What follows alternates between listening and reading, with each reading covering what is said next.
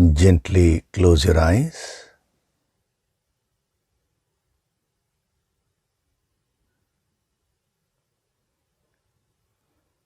Do deep breathing.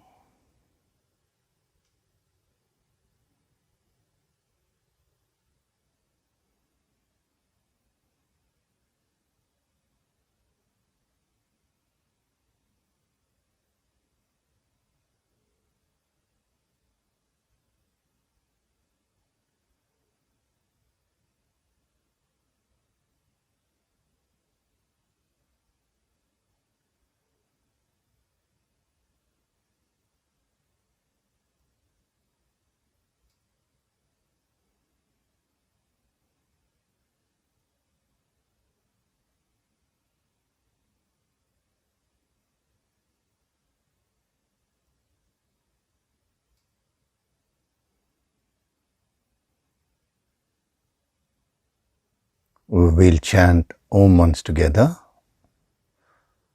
Synchronize the chanting of Om with your exhalation. Breathe in.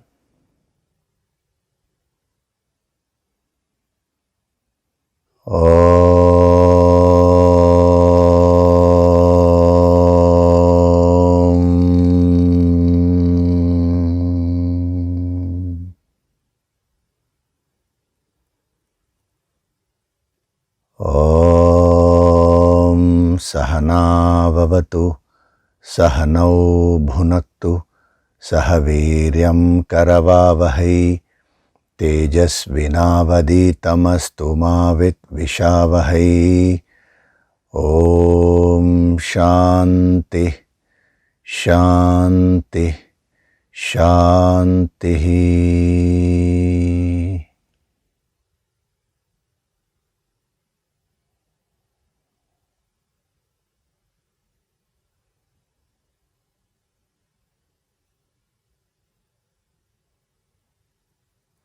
Gently open your eyes. We'll chant from verses 11 to 15 of chapter 3.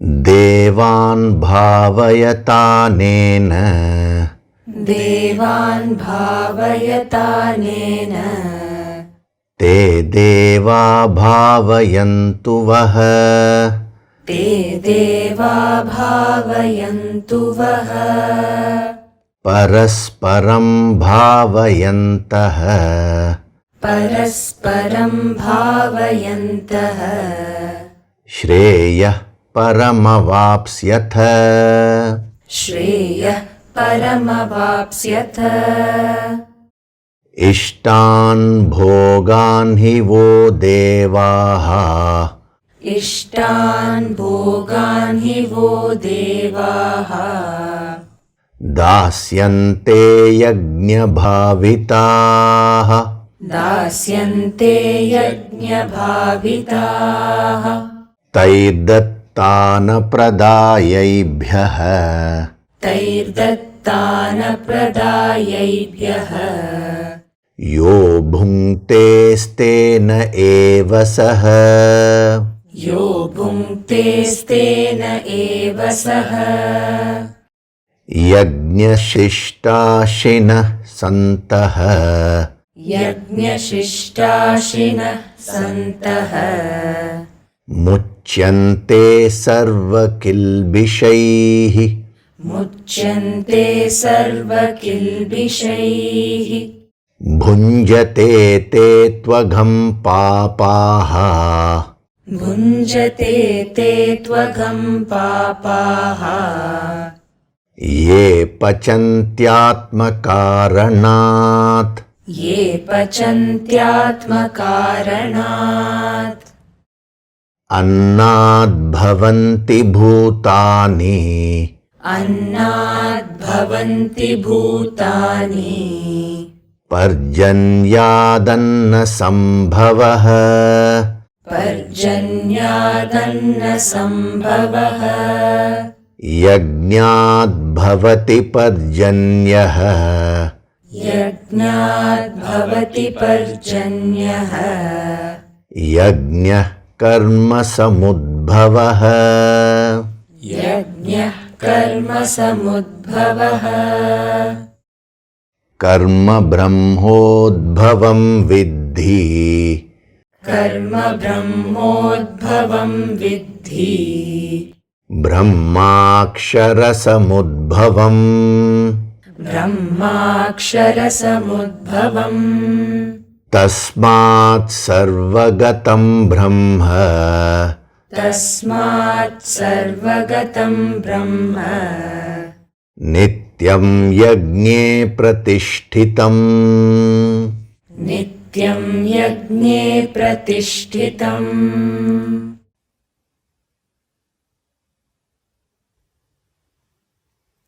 Hari Om, and a very good day to all of you.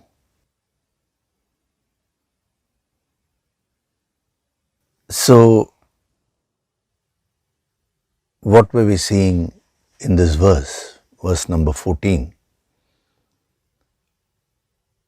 Yajñah karma samudbhavah means sacrifice arises out of action. Then yajñāt bhavati parjanyah. From sacrifice arises parjanyah. We have translated it as rain, but we are in the process of seeing the various dimensions of parjanyah. So, this is the second step. That is, you have action on one hand, and then you have prosperity, progress on the other hand. So, what are all the different steps which will ensure that your actions produce prosperity? That is, the action being the cause, prosperity in terms of material prosperity, in terms of spiritual prosperity, or let it be anything. But how does this action give prosperity? What is the right way? So, this is so important for you to learn, because you cannot escape action. Even the most tamasic person, at some point of time, he or she will be forced to act. So, you actually have no choice. Should I act or should I not act? That's only an illusion. If you take total inaction, inaction means death. So, the choice is not whether you have to act or not. The choice is whether you should act in one way or whether you should act in another way.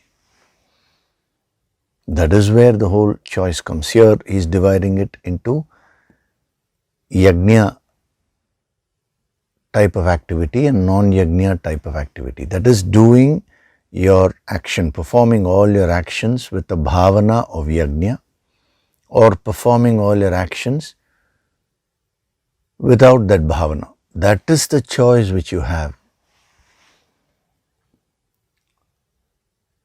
So, this is a very powerful message which he is giving to the entire humanity. Because all the time we are trying to escape from activity.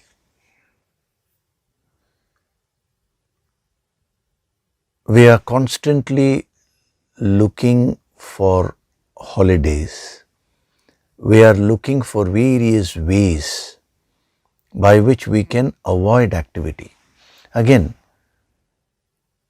going for a holiday is not wrong, but if you do it with the idea of escaping from your activity, then that is meaningless, because life will force you into action at some point of time. So, we devise various methods. We keep on giving reasons, we keep justifying to ourselves why we should not act. But it doesn't work beyond a point. Actually, the more justifications you give, the more is the build-up of that internal pressure.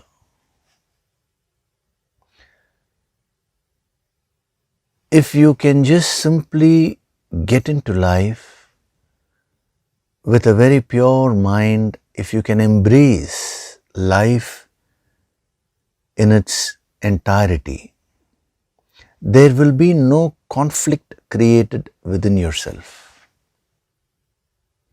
So when he says yagya karma samudbhavaha, I explained to you how there is this inertia and you will have to overcome the inertia to get into action.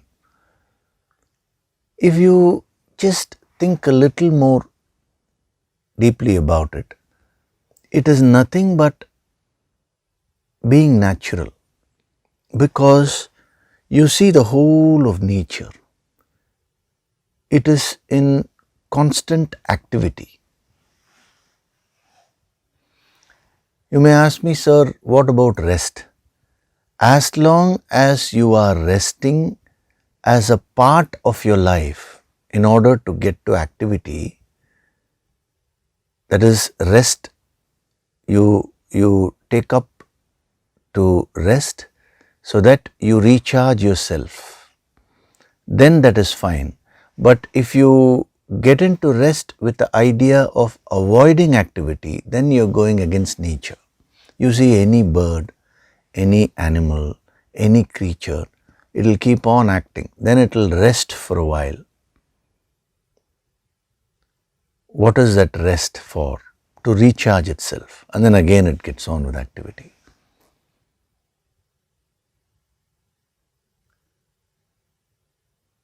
Have you ever seen a bird taking a holiday, or an animal taking a holiday? That never happens. That is when I say taking a holiday, what it means is taking a holiday in order to escape from activity. That never happens. So, life itself is designed based on action only.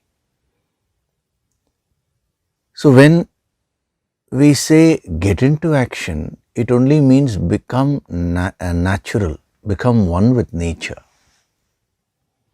Whenever you try to avoid activity, whenever you try to escape from life, you are being unnatural, you are not being one with nature.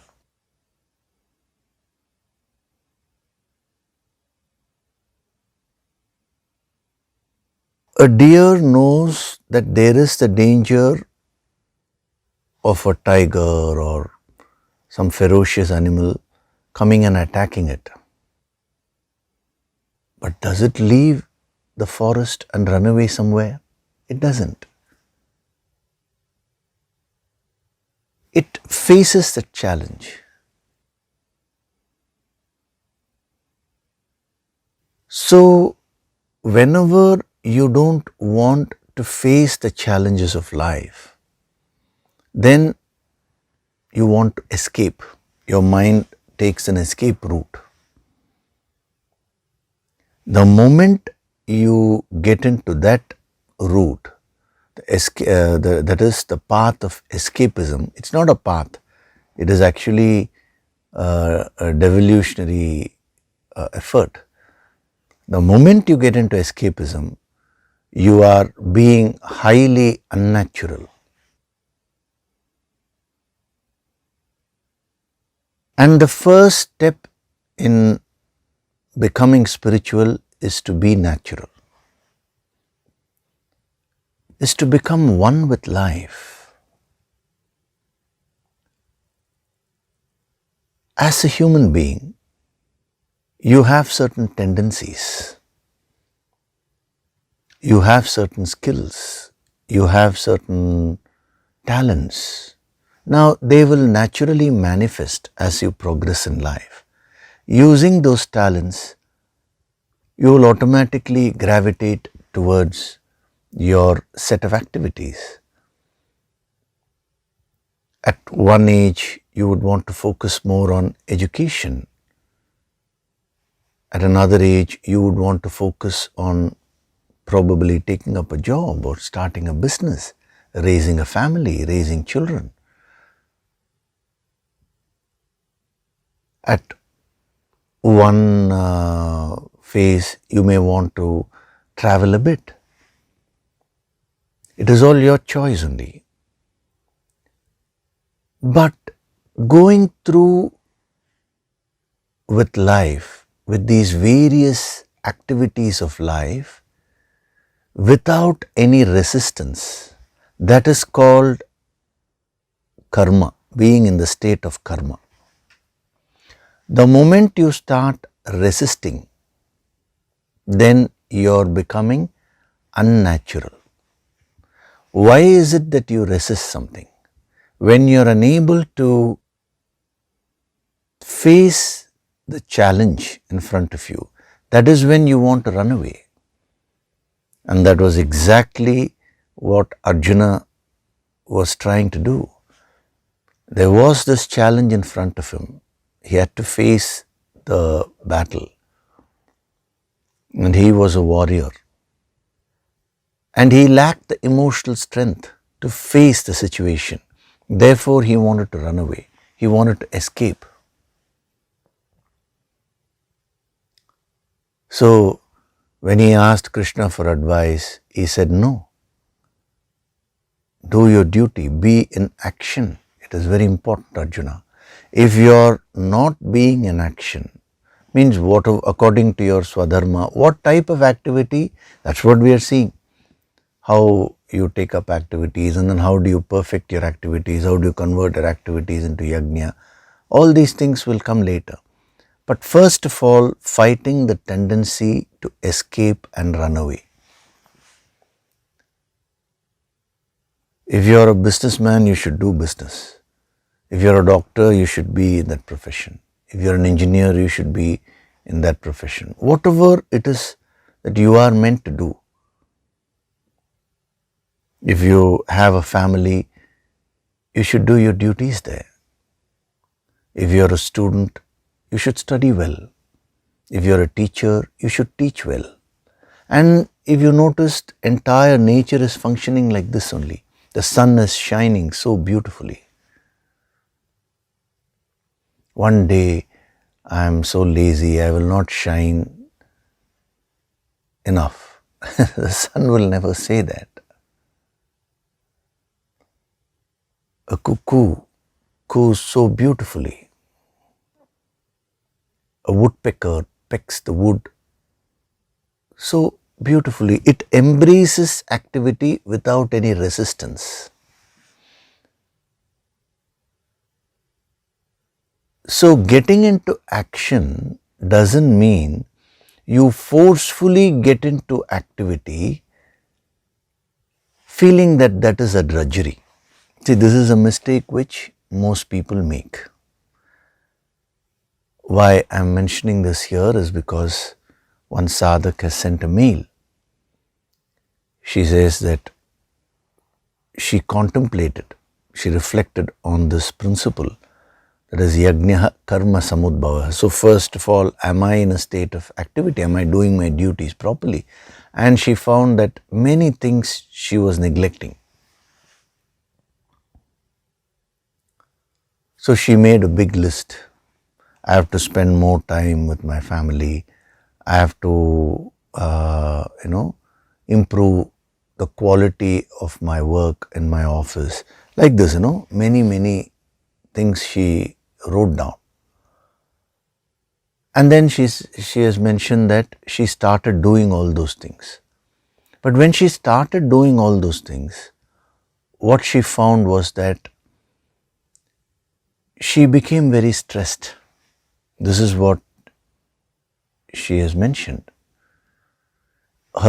She started feeling that heaviness in her head. Too many things are going on, that kind of a feeling. Now, when Krishna is saying get into action, he is not meaning to say that you get into a state of stress. Not taking up action as a drudgery, not taking up duty as a drudgery. See, today the word duty is understood as drudgery. That is why they are differentiating nowadays between duty and love. Actually, both go hand in hand in spirituality.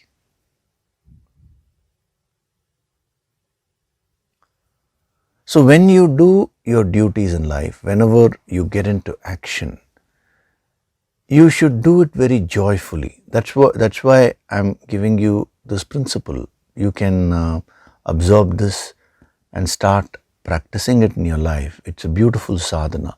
That is, start embracing life in totality.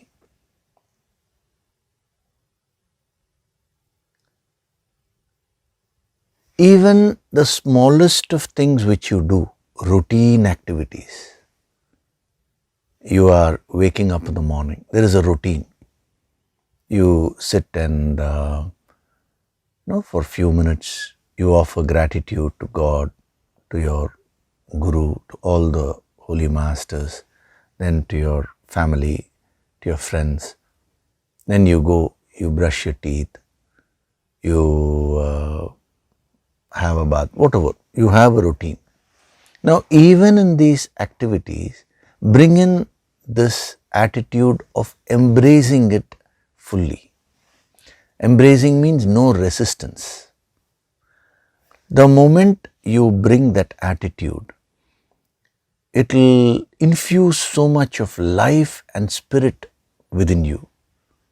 The very activity which is boring for you now will become interesting. It may be the same activity of brushing your teeth.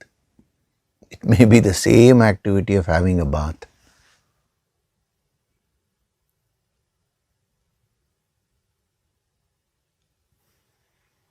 Another sadhak has asked this question. He has put it in the YouTube comment. What about these daily activities, day-to-day activity, routine activities? How do we make it interesting?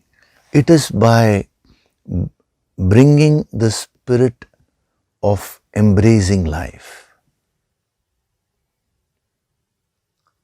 And then you set out to do whatever you ought to do in life. Do it with joy, do it with passion.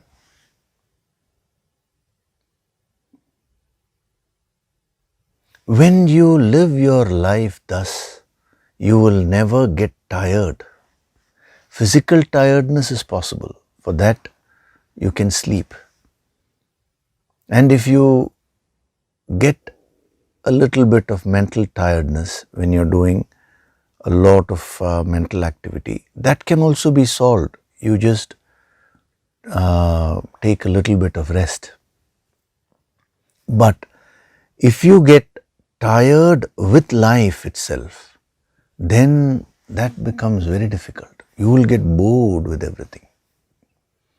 And then the same action which is supposed to give you prosperity will start giving you a lot of stress.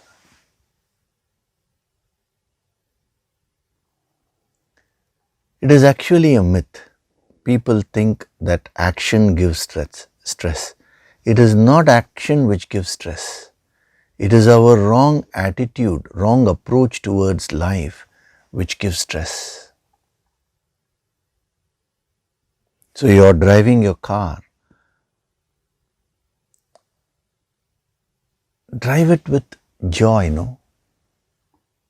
Sir, you should come and see the traffic. I am also living in this world only. I am seeing traffic.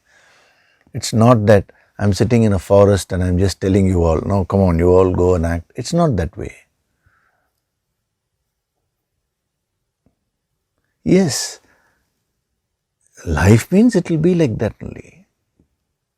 So how do you overcome all this and get that spirit?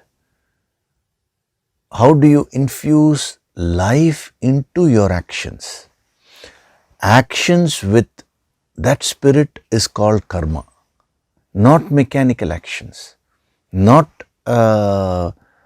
performing actions, in a sulky way. Some people, they just go on sulking. They keep acting, but they just keep sulking. What is this? I'm only doing this. In your office, see, you're doing your work. Oh, what is this work? This is not okay. See, you want them to pay you a high salary, but you're not willing to put in the necessary effort. So how will you get that result if you're not willing to do it? See, this is the law of karma. You may be attending these sessions. That is of no use unless you absorb these fundamental principles and start practicing them in your life.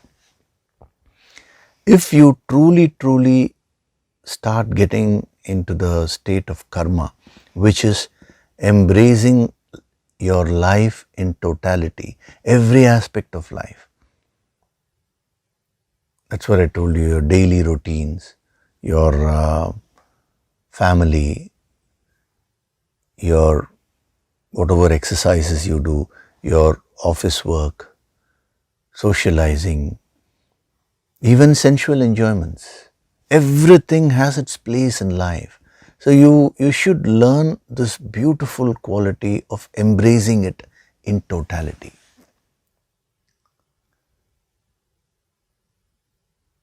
When you embrace it in totality without any resistance, then the karma which you do will get converted into karma yoga.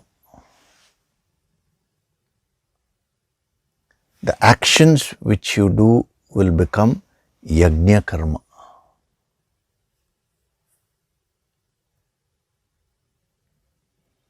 So you find out, where all am I resisting life? You know you have to do it, but yet you keep on postponing. And when you break that resistance, that is what is meant by overcoming inertia. When you break that resistance and do whatever you ought to do, now it gives you immense strength. It gives you so much of power from within. You're well set to launch into the higher realms of spiritual perfection.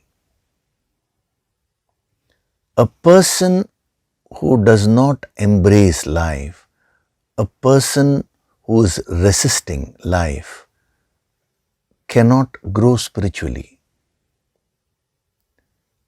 The state of sannyas is not resisting life. Many people think sannyas means giving up, resisting. No. Actually, sannyas, he mentions that in many places. Sannyas is nothing but going beyond both attachment and aversion. Attachment means completely getting enmeshed in the activity. Aversion means hating the activity, resisting the activity, wanting to escape. Both these are not the state of sannyas.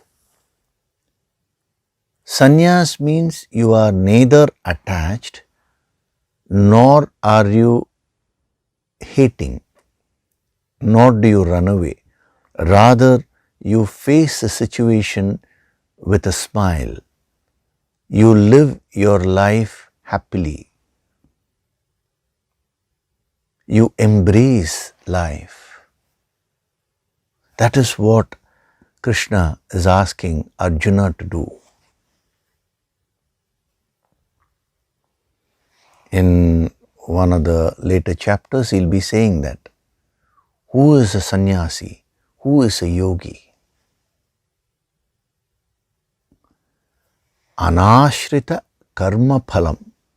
Karyam karma karoti yaha. Yaha means whoever it may be. One who does karyam karma, whatever he or she ought to do in life.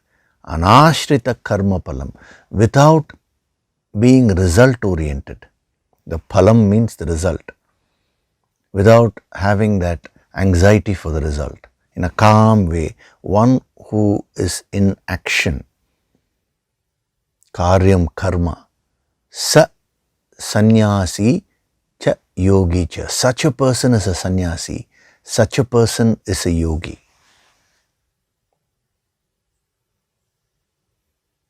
What a brilliant definition he gives, Whereas what is your concept of sannyas? Your concept of sannyas is one who leaves everything physically. It is a mental training. Everybody has to develop this attitude of sannyas in this world.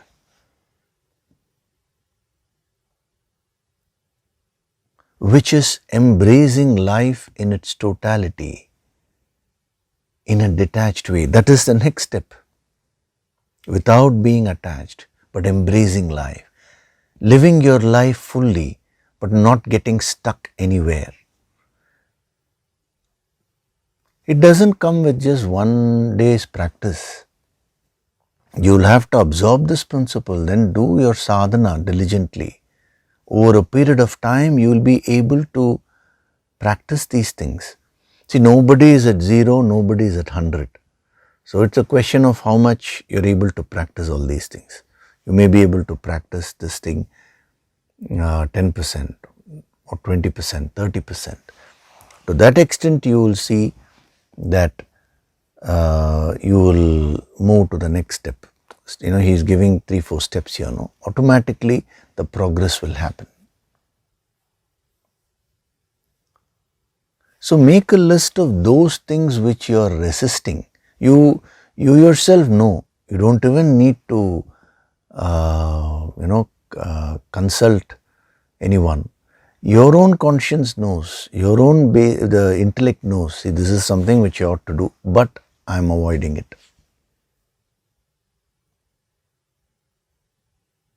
Now, do your sadhana. Release that tendency to avoid. Release those blocks, and embrace that activity which you ought to do. Try it and see. See, only when you experiment with this, when you practice this in your life, you will be able to experientially understand what is being said here. Otherwise, it's just all theory,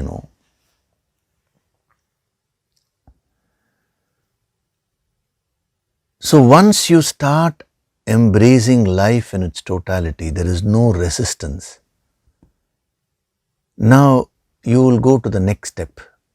How can I do these activities in a better way? What attitude should I start developing? That is when yagya becomes relevant. Oh, I am today taking care of my family. I'm playing my role in my family. How can I do it in a yagya way? I'm working in office. How can I convert that activity into yagya?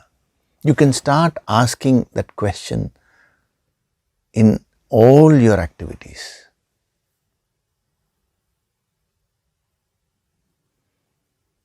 And when you convert your activities into yagya, he says yagnat bhavati parjanyaha. What comes out of yagya is parjanyaha.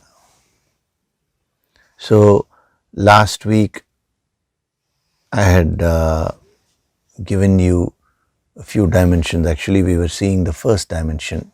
Parjanyaha means cloud.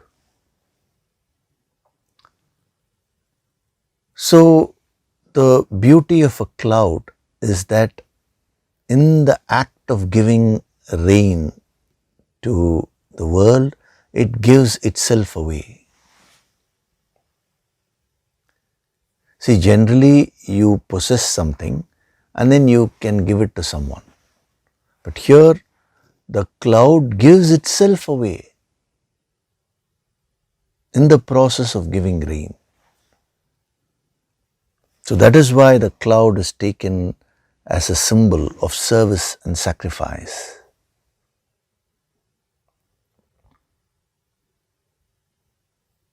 So what is the spiritual significance of a cloud with respect to your sadhana? When you keep on converting your activities into yagya, you will become like a cloud. You will become very selfless. So giving oneself away means destroying that ego, that I am the doer attitude.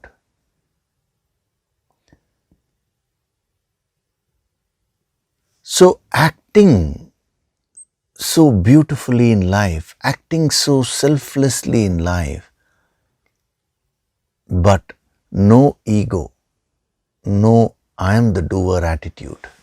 That is what is the cloud. That is what is represented by the cloud. So it is only when you keep practicing yagya and you master that, you would be able to become like a cloud. So today, whatever little activity you do, first that ego comes. Ego is the main block in karma yoga. Not only in karma yoga, any form of yoga you take, ego is the block. So yagya is an antidote to your ego. In this context, we are talking about I am the doer attitude. So go about functioning in life in a selfless way. Again, what is selflessness? We have already seen. I have explained that to you in the previous verse, in that sattvic approach. It is balancing the giving and taking. Selfless doesn't mean you are suffering and you are thinking about others' happiness. That is not selflessness. That you cannot sustain such activities after a while.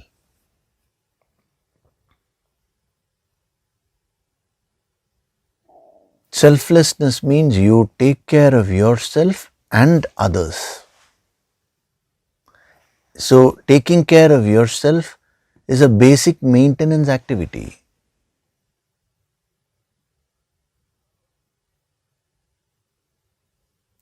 If you neglect that, then how can you do good to others? It is not possible.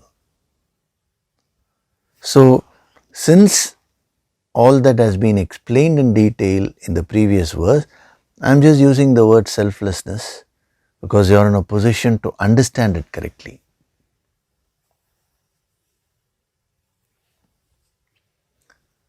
So, this is what is parjanya. Now,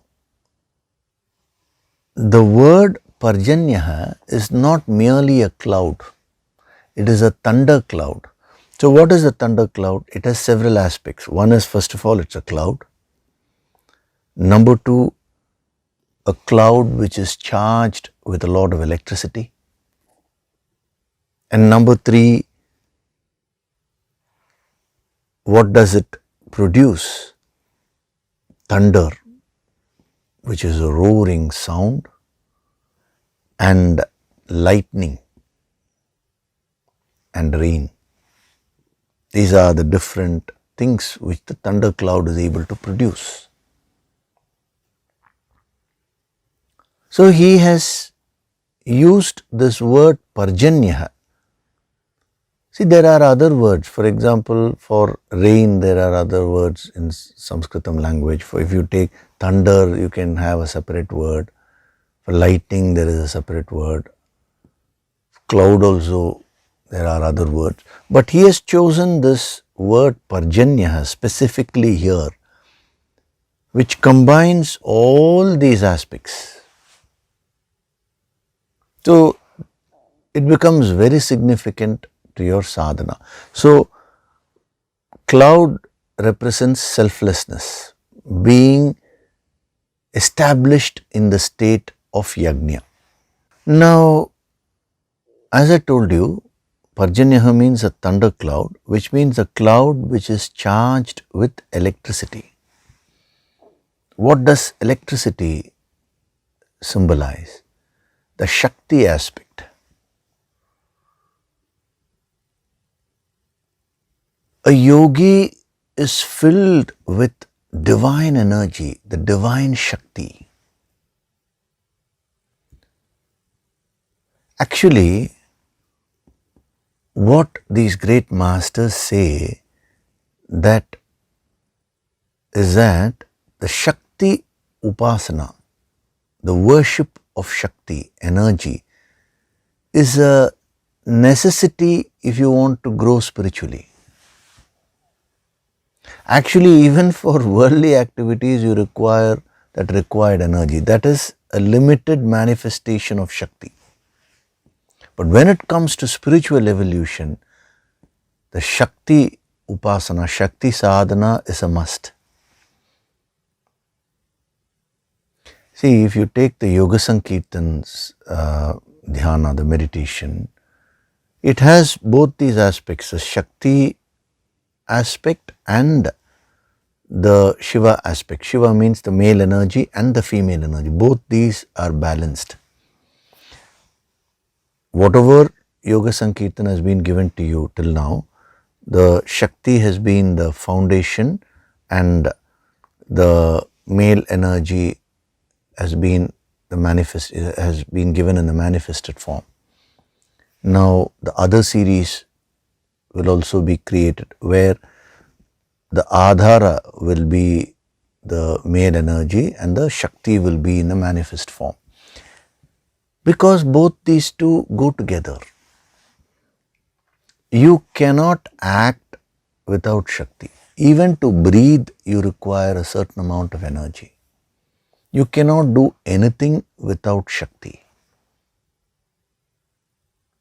Everything in life is nothing but different manifestations of that Shakti only, in different degrees. Your power to eat, that is a Shakti. Hunger is a Shakti. What in the scriptures it mentioned, Jhataragni. That is the fire, the inner fire of hunger.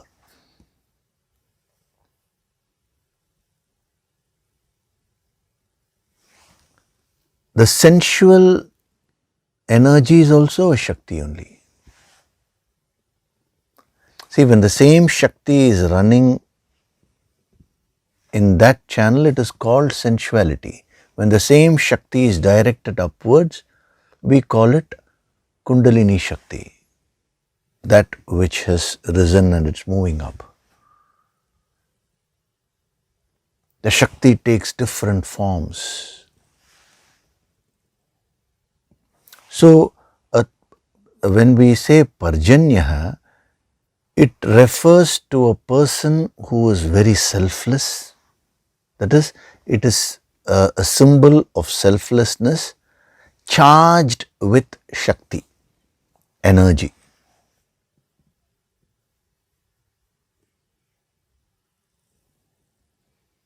So some people, the way they function, anything you ask them to do, they will do it in a dry way.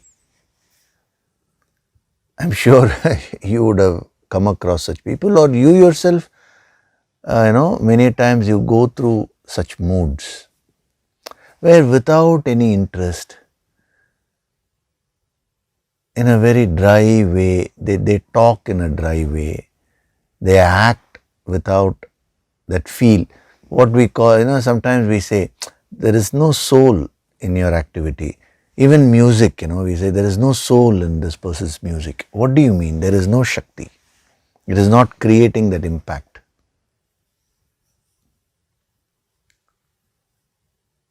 So when you do your Yoga Sankirtan sadhana on a daily basis, whether you are aware of it or not, the Shakti aspect in you will keep on increasing.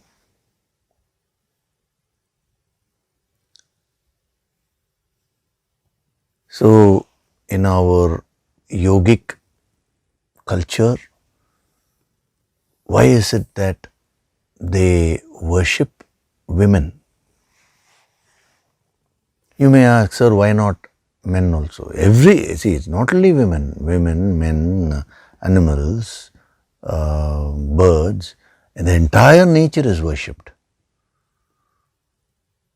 But when you take a woman, they symbolize, see, it is only symbolic. They symbolize a woman as a direct manifestation of that Shakti.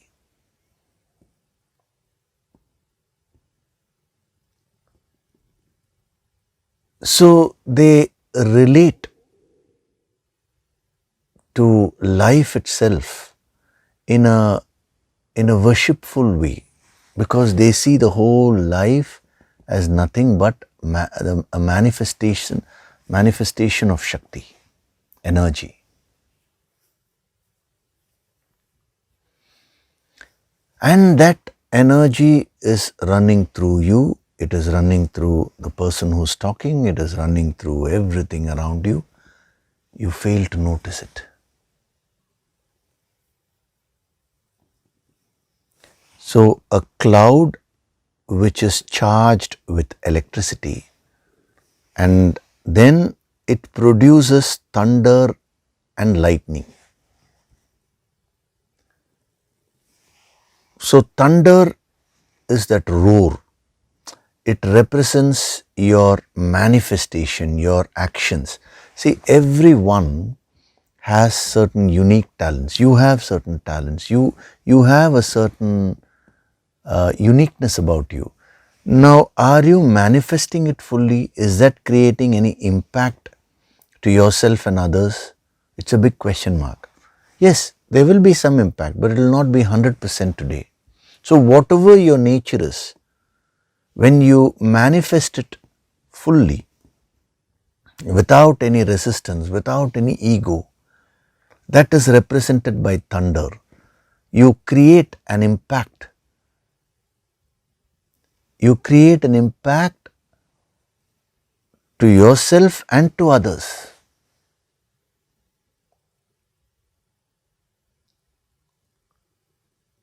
See, when we talk of seva, service is always to yourself and to others. Even the 22-day empowerment course which we are going to have in December, the Sambandha Divya Vignan, the divine science of relationships. If you read the whatever has been given about the course, we have also talked of emotional mastery. Why is that put there? It is only relationships, no? So why can't all the principles related to relationships be given directly? It will not work. So first you need to know how you should relate to yourself. Then only you can relate to others. So both go hand in hand. Relating to yourself, that is emotional mastery. Relating to others, that is the external relationships. So when you perform karma yoga, you create a tremendous impact, like a thunder, impact on yourself and on others. Whatever be your limited unit, you create a lot of impact there. So you should ask yourself, is my life impactful? Is my presence impactful? Sadhana will actually convert even a normal person into an extraordinary person. It will convert a normal personality into a very powerful, thunderous personality, we can say. I am using that word because we are seeing Parjanya.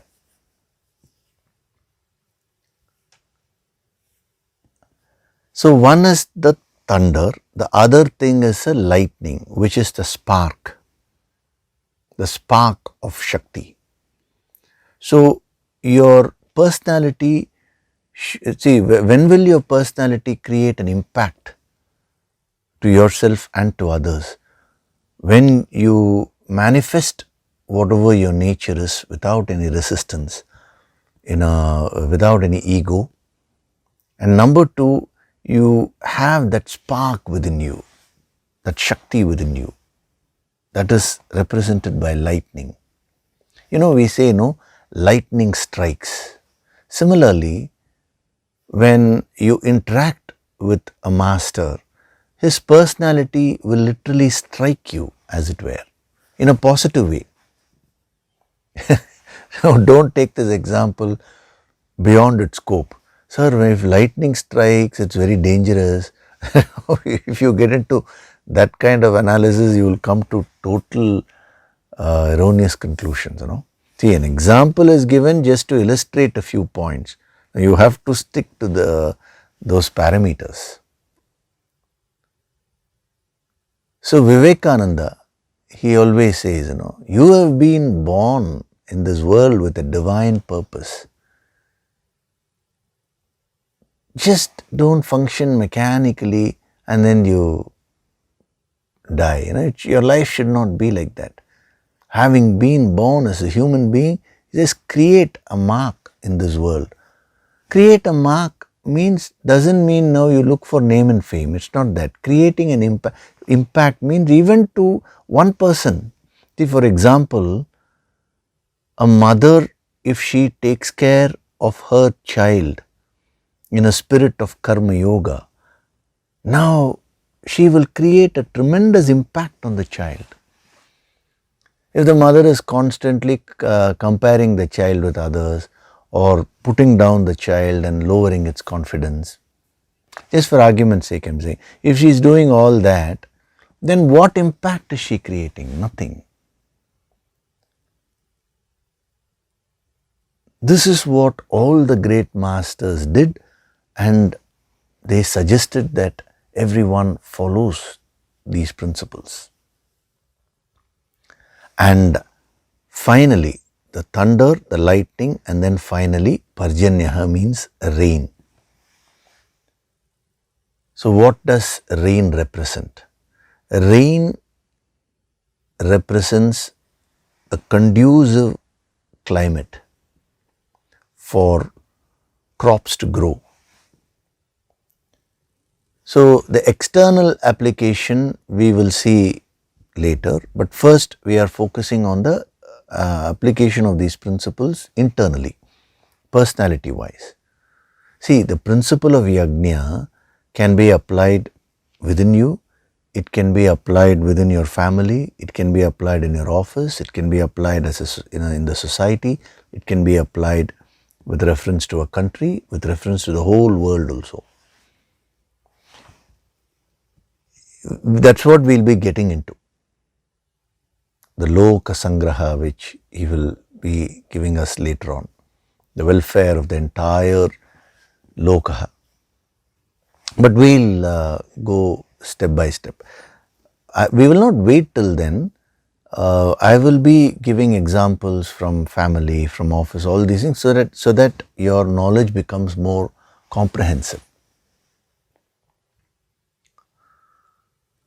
So, from an individual point of view, rain represents the right mental climate for productivity, for prosperity, for growth.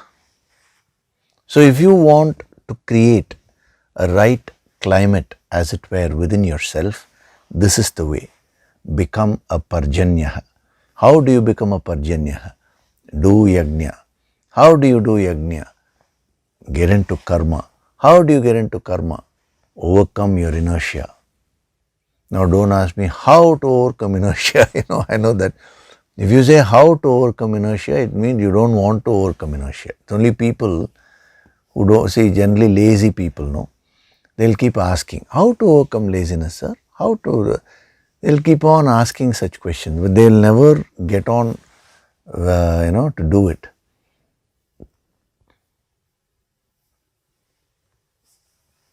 So we have translated it as rain, but what goes behind that is all these, and that's why the word parjanyaha becomes so significant here. Actually, if you think about it, you cannot have a better word. See, he has chosen the most apt word, parjanyaha, in this context of yagya.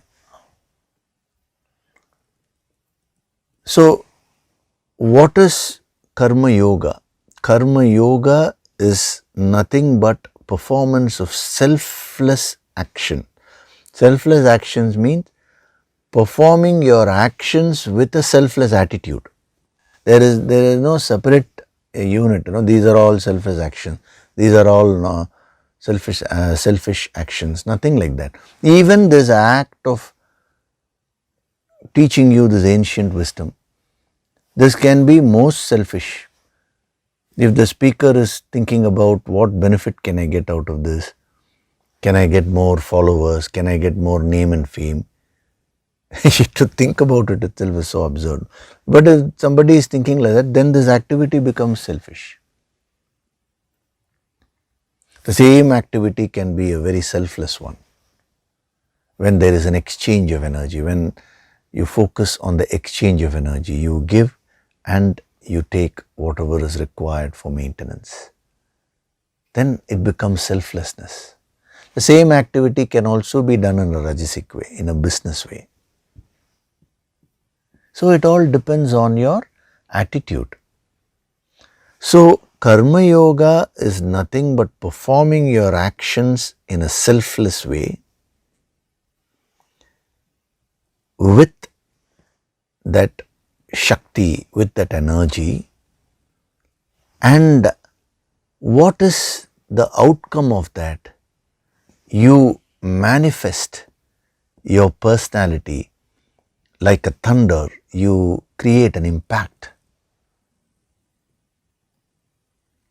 The lightning, that is the next the result, which is that spark which you develop within yourself. Because when you develop that spark, people who interact with you, they will also get inspired. Sometimes, some people, when you talk to them, you don't even need to talk. When you look at them and when that person is around you, you will find that their presence actually tries to lower your energy levels. Even if you crack a joke, they will never laugh. Some people are like that. They don't have that shakti or energy even to laugh. So, the thunder, lightning, which is having that spark, and rain, creating the right mental climate. What is the right mental climate for spiritual growth? Since we are talking of the internal growth, we are referring to that. So, what does rain represent from the world standpoint? That we will see later on. So, the conducive state of mind is a state of peace and calmness, shanti. Whenever you want to meditate, whenever you want to go deep in meditation and experience the higher shakti, the higher energy, you want to expand your consciousness, the first step is relaxing yourself and getting into a state of calmness. That is why in the invocatory prayer, even before we start this session every Sunday, we chant a small invocatory prayer. No? How do we end that? Om Sahanavatu, that small invocation is there. Om Shanti, Shanti, Shanti. It's to temporarily calm the mind. When the master chants that with that healing power, along with that healing energy, it immediately calms your mind. Then that creates a very conducive inner climate, mental climate for you to focus on the higher wisdom. So that is represented by the rain. So you will create the right kind of mental climate for you to succeed in the world and for you to succeed in spirituality, in the spiritual path. So this is called karma yoga. Performance of activity with a selfless attitude, infused with a lot of energy, not acting as if it's a drudgery, creating so that your actions create an impact to yourself and on others with that spark, and creating a right mental climate, which is that of calmness. See, so many aspects are there. See, now you may ask me, sir, how do I remember all this? If you remember one thing, the other things just are logical conclusions of the previous quality only.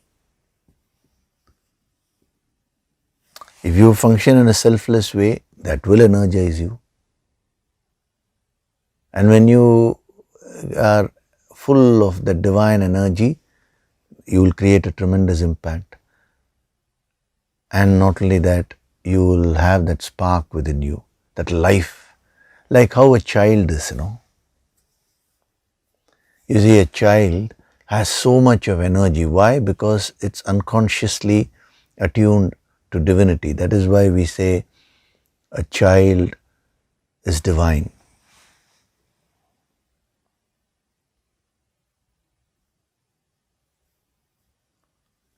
In the scriptures, they compare a yogi to a child. Balavat means a yogi becomes like a child, not childish, childlike. There's a big difference between being childish and being childlike.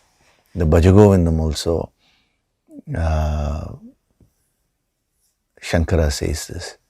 The scriptures it's mentioned. A yogi literally becomes like a child, so innocent, so pure, so playful, light-hearted, full of that energy. That is what is a true yogi, not one who is always serious. Your concepts of a yogi is that a person has to be very serious, no life. Actually, if a person has a lot of life, you will say, how come you're into spirituality and you're enjoying life? See, today the word enjoyment is considered as non-spiritual. How foolish it is if you think about it. So spirituality is never against enjoyment. It is only against indulgence. See, this, you have to be careful on this account. When we say you need to enjoy life, we are not talking about indulgence. That is getting lost in the worldly enjoyments. See, some people, they just take only this aspect. Yogishri said, spirituality means you should enjoy. So they go all out and indulge, and they say, then they claim, I am practicing whatever was given in the Sunday sessions. See, don't partially understand these things. And you see, what many people do is that they only pick up those things which suit their bent of mind, that is, which is convenient for them. And then they say, I am practicing the Bhagavad Gita. Learn these principles properly.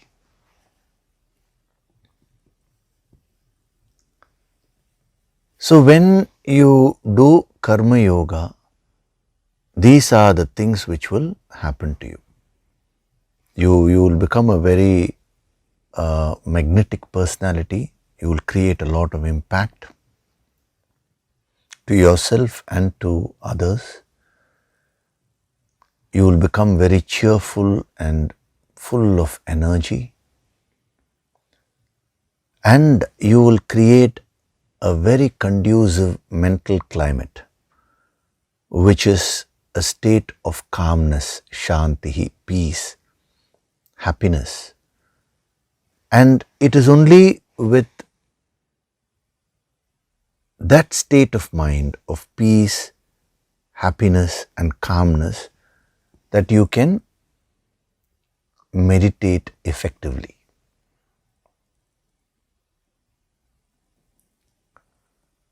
So even in the empowerment programs, even in the nididhyasana meditation, which a small glimpse is given after every session, what is the first thing which we say? Close your eyes, do deep breathing, and then with every breath, I am becoming more and more relaxed.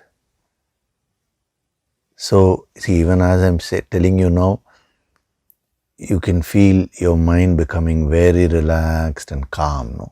So the moment you get into that state, that is conducive for meditation. Now come on, wake up. I don't get into that frequency now. When we do the nididhyasana, you can. This is the time to focus on what is being said. So, yajnat bhavati parjanyaha. With this insight, when you read that, see what amount of depth it gives you, So this is with respect to rain. That is, rain starts from a cloud, it ends with rain. So we have seen that whole thing. Now apart from this, Parjanyaha has, the word Parjanyaha has many more dimensions. We will take up 3 or 4, the other dimensions, which will be useful from a sadhana point of view in terms of personality development, personality, that is self-purification. So that also we'll see. As far as the application of these principles with respect to the external world, that is, as I told you, the family, society, country, that we will see as we go along. It's the same principles only. It can be applied internally and it can also be applied externally. But why we are focusing right now more on the internal growth is, ultimately any unit, whether it's a family or office, society, country, the world, they are all made up of, those units are made up of individuals only. So first we need to take care of the individuals, and then only they all can come together to effectively function in a spirit of yagya to create prosperity in the world. So serving the world through self-purification, that is what these masters are advocating. And if you think about it, that is the most logical way of going about it. So, the other dimensions of Parjanyaha not only means rain. So when I am saying rain here, you understand it right from the cloud, cloud, thunder cloud, all those things we have seen. Now Parjanyaha also means Indra.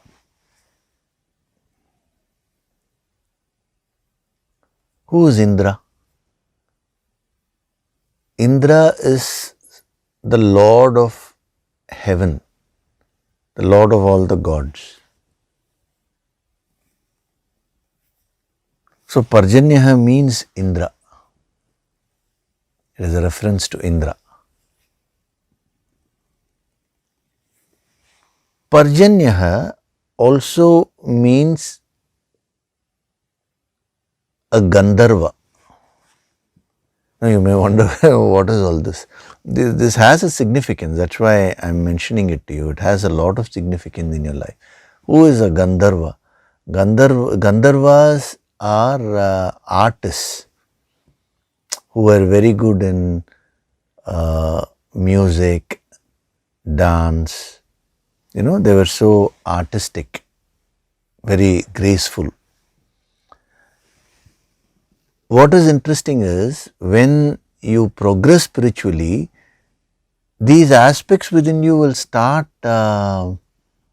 manifesting.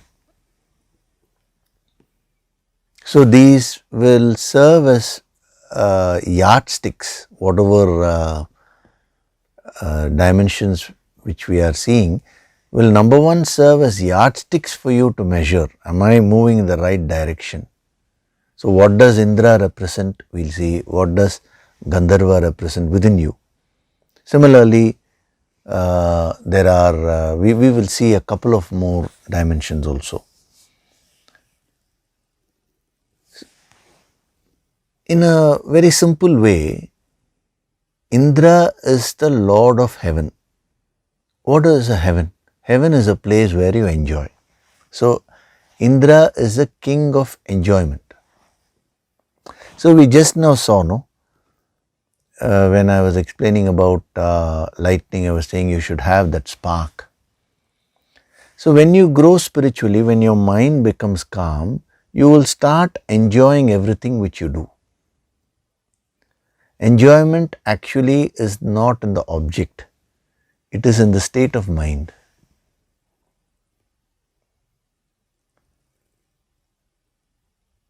Today you have lost that capacity to enjoy life.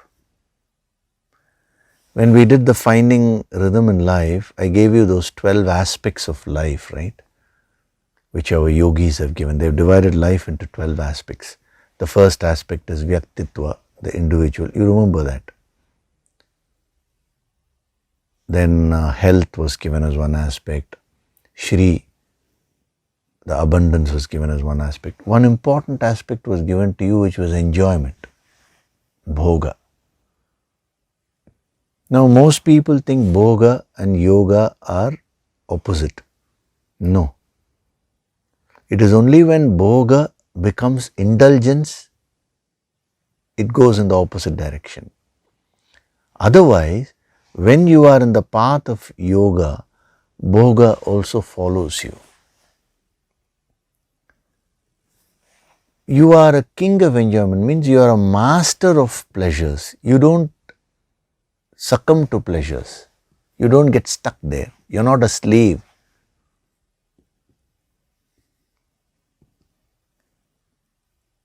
So to enjoy life to its fullest and still maintain your control, maintain mastery, that is the capacity of a yogi. If you run away, then there is no use. If you indulge, no use. But maintaining mastery, that is represented by Indra. We'll stop with this today. In the next session, I'll explain this in a little more detail because a lot of things have been given. You need to absorb a little bit and then do some reflection and then come back fresh. In the next session, these are all very interesting aspects. Indra, Gandharva, all those energies are running within you. And then we will take up two more dimensions of Parjanya, which will be very relevant to you. So you can make a note of them and use them as yardsticks to measure your spiritual progress. Okay, so before we do the Nididhyasana meditation, I will take up one question.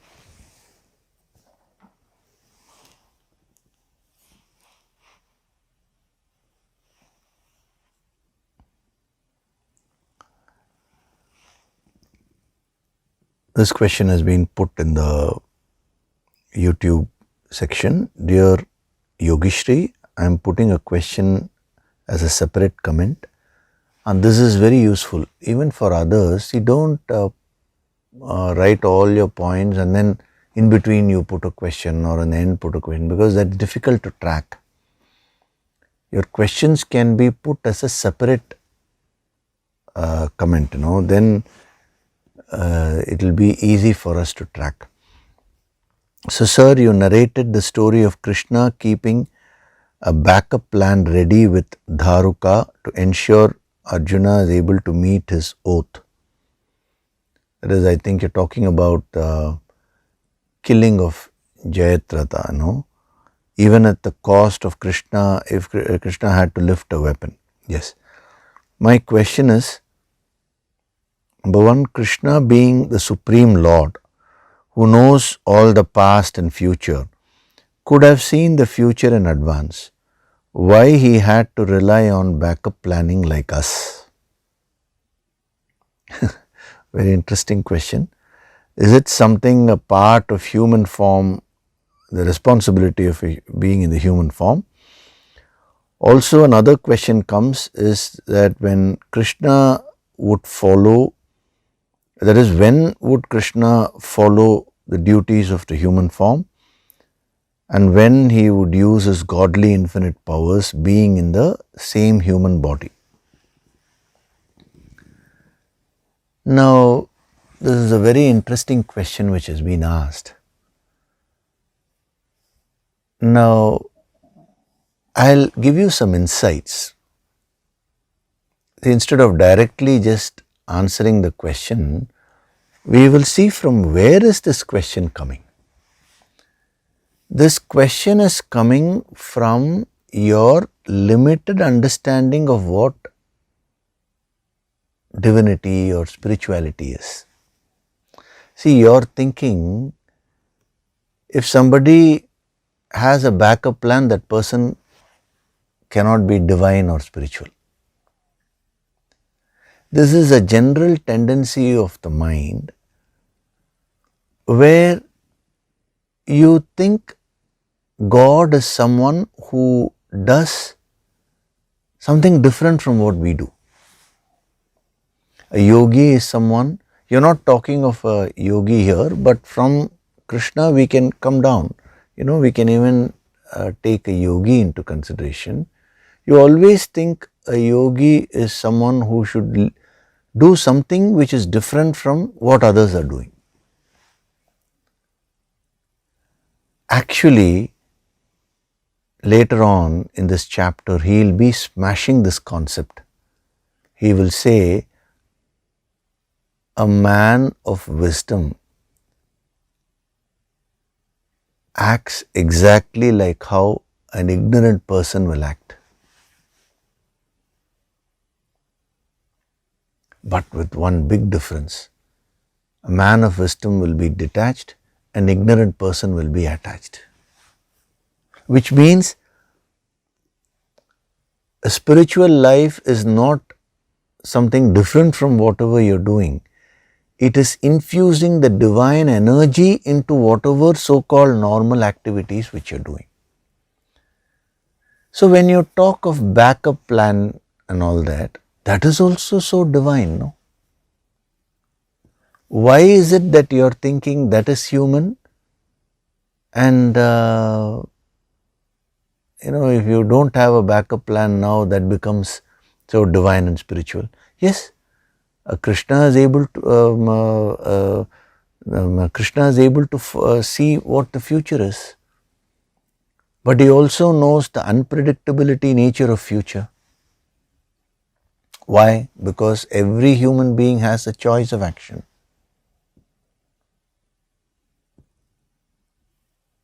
See, even when Krishna is giving the Bhagavad Gita, why did he say towards the end, I have said all that I have to say, Arjuna, yatha ichchasi tata kuru, do whatever you think is best suited for you, because a human being has a choice.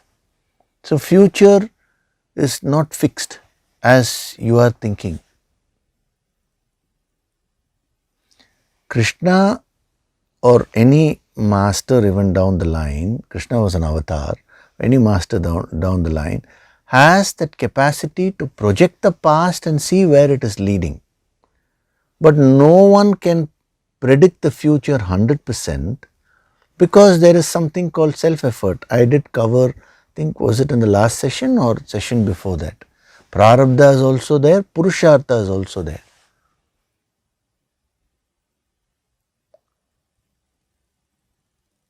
So, come out of this concept that spiritual person means he will do something different.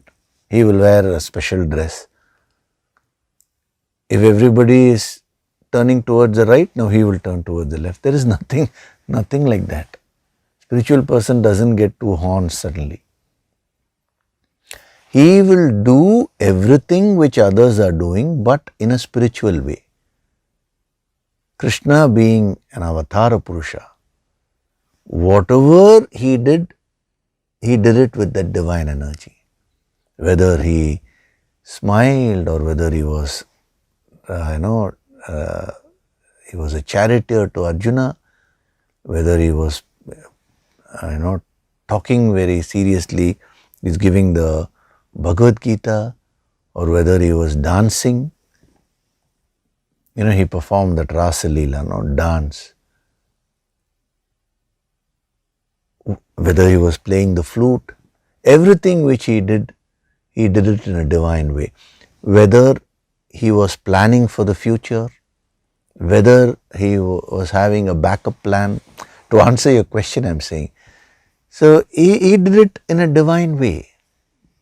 It is because he knew the unpredictable nature of the future that he had a backup plan.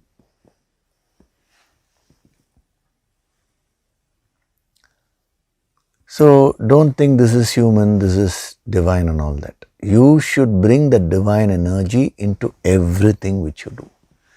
That is our aim here.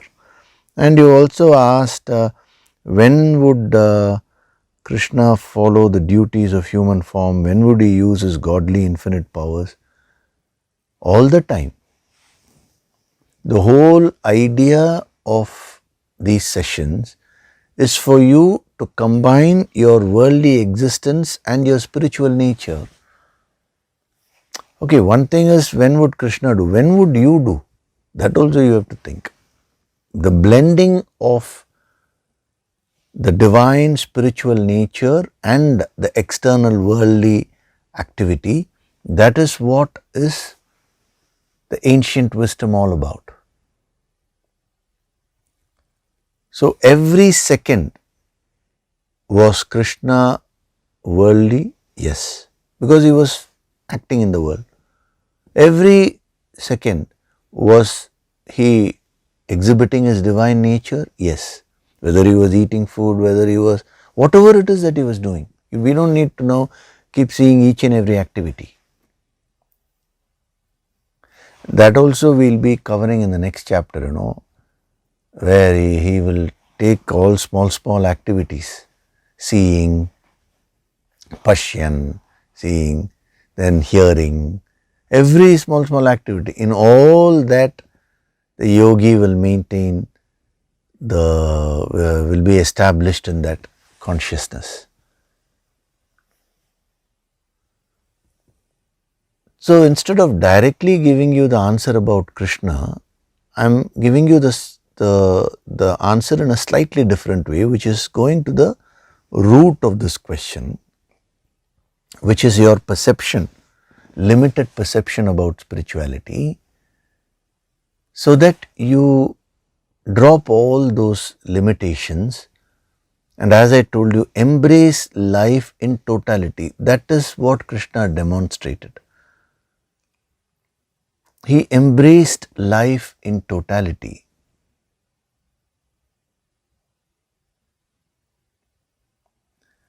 Is this clear? So don't think spirituality means you have to know, if all are walking, now if a person flies, then I will accept he is a yogi. It's not like that.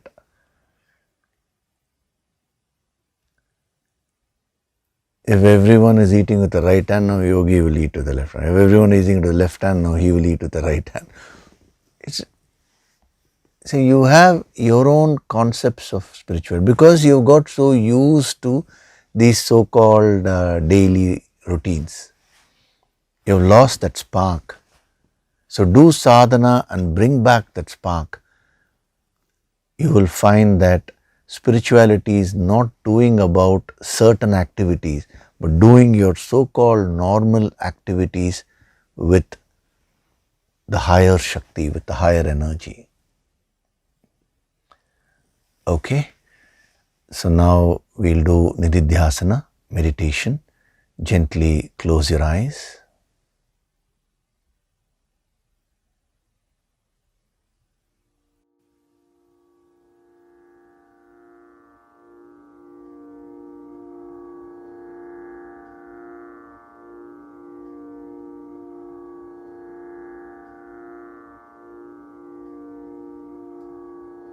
Do deep breathing.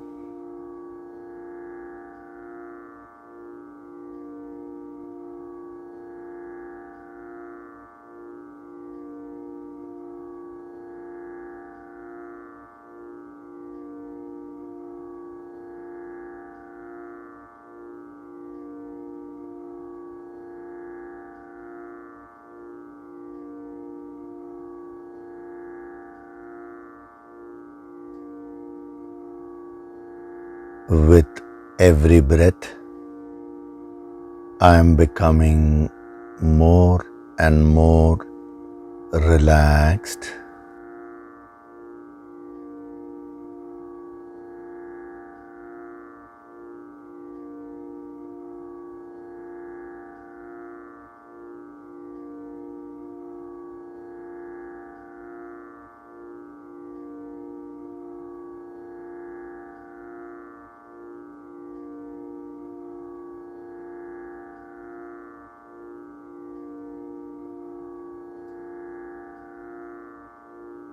Feel the divine vibrations.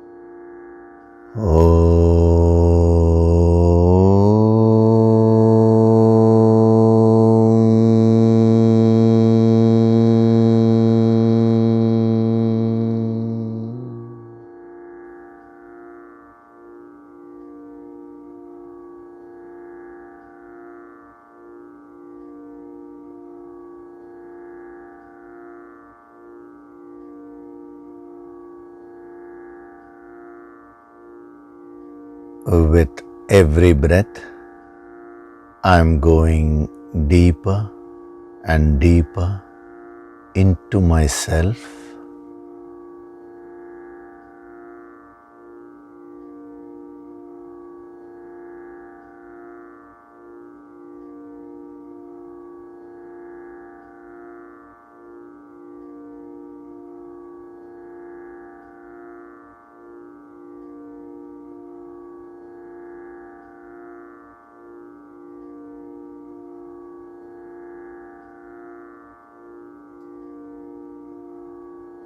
I am not this body. I am not this mind. I am not this intellect.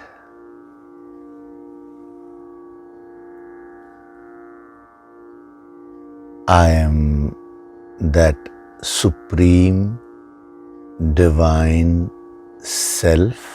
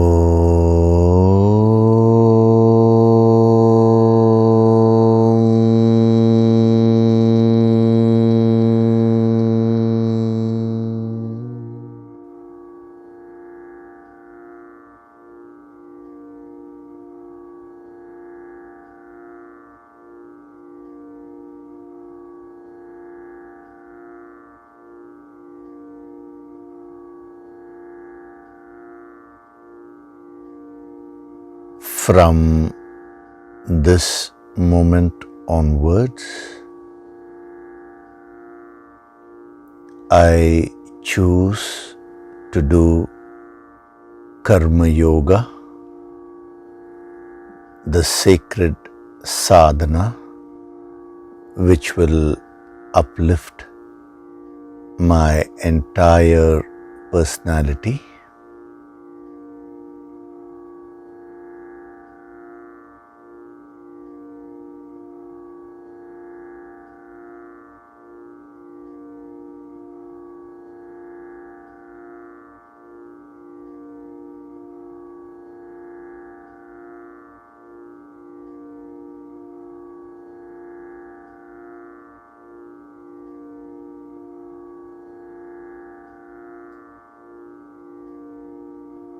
I am Swayam Prakashit, self-illuminating.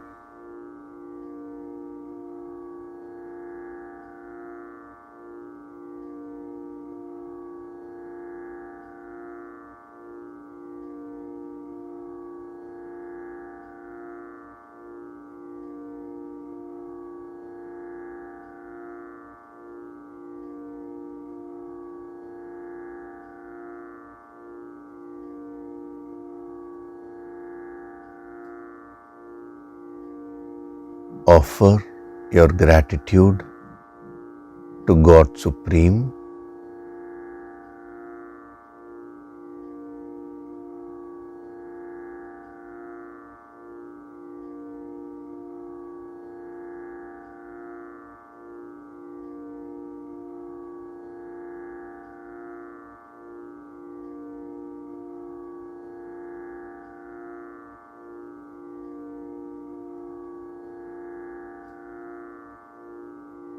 Offer your gratitude to your Guru and all the holy masters.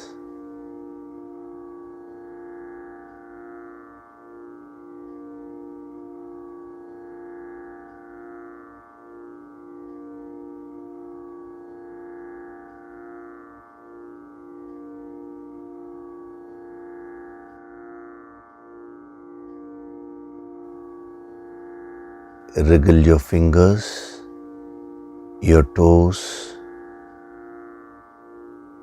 open and close your palms a few times. Rub your palms together to create a warmth.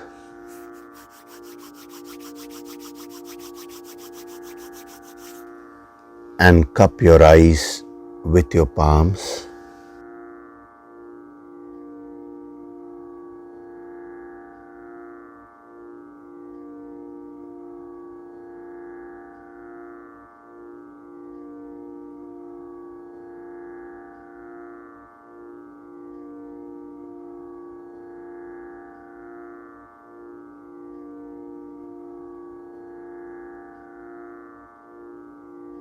Gently rub your eyes, your cheeks,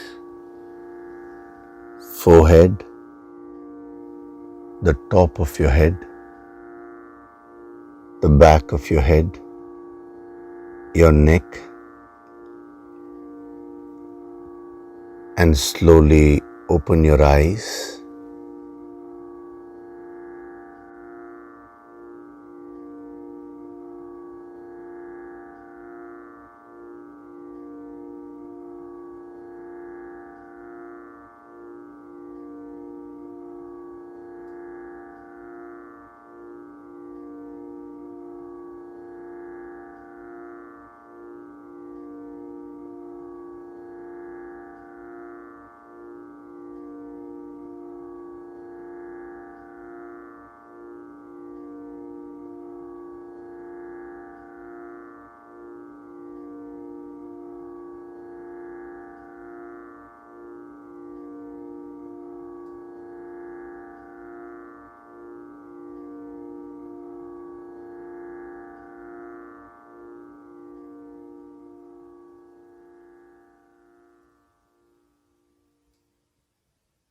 Welcome back.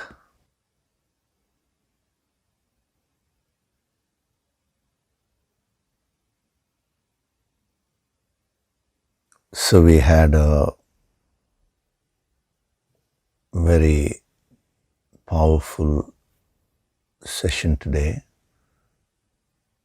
extremely useful principles.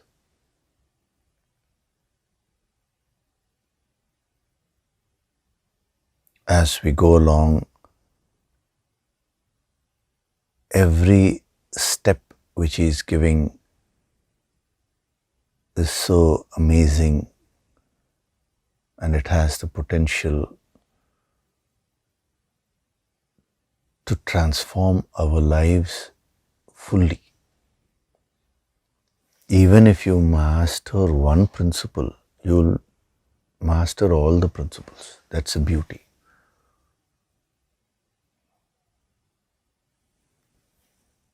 Okay? So regarding the 22-day empowerment, all of you do your daily sadhana so that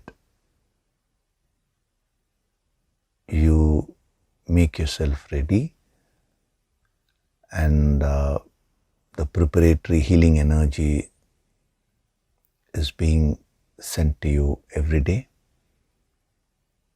From your side, you will start receiving it the moment you register and commit.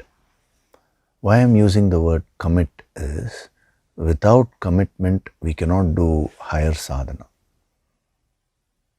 So I want you to consciously choose and decide.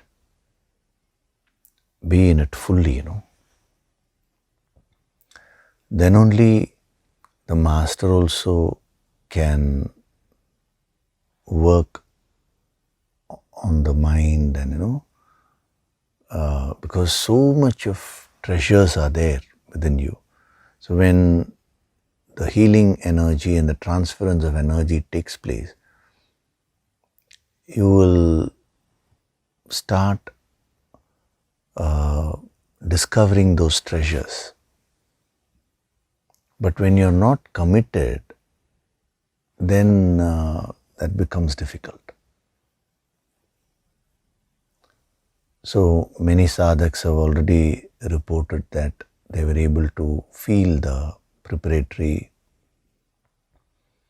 healing Shakti which is being sent.